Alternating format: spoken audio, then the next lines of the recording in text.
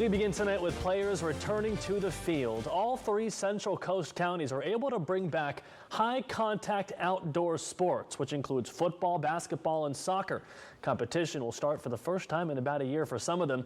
Thanks for being here at 6 o'clock. I'm Aaron Groff. This comes after Monterey and San Benito counties met the state's requirements just yesterday. KION's Alicia Machado joins us from practice in Salinas tonight, where it's not as simple as strapping on a helmet.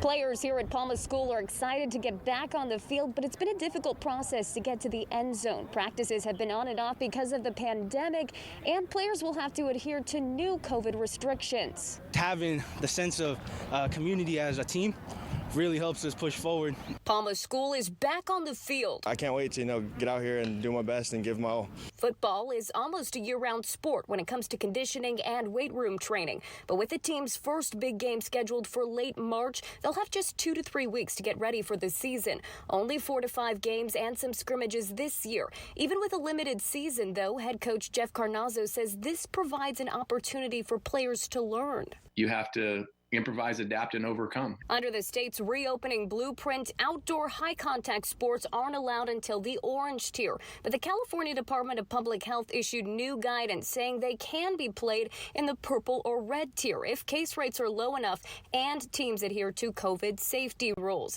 To get on the field, players' parents have to sign a consent form, but Coach Carnazzo says most parents are on board. Masks must be worn on the sidelines, and a big change, weekly testing for players and coaches. Financially, it's going to be difficult with tests anywhere from $50 to $70 per.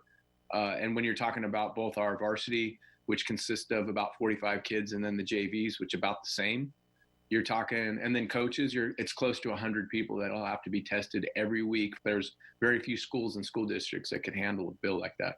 Monterey County Superintendent of Schools Dr. Deneen Gus says schools won't directly be getting funding for sports testing, but the state's $6.6 billion school reopening plan could cover this issue. School districts, though, can use their CARES funding, they can use their LCFF funding, and if they receive these additional funds, they could also use this funding to help support the cost of the weekly testing. Dr. Gus says she's expecting that school reopening assistance proposal to get approved by the legislature tomorrow and is hoping for a signature from the governor by Friday. Reporting in Salinas, Alicia Machado, KION News Channel 546.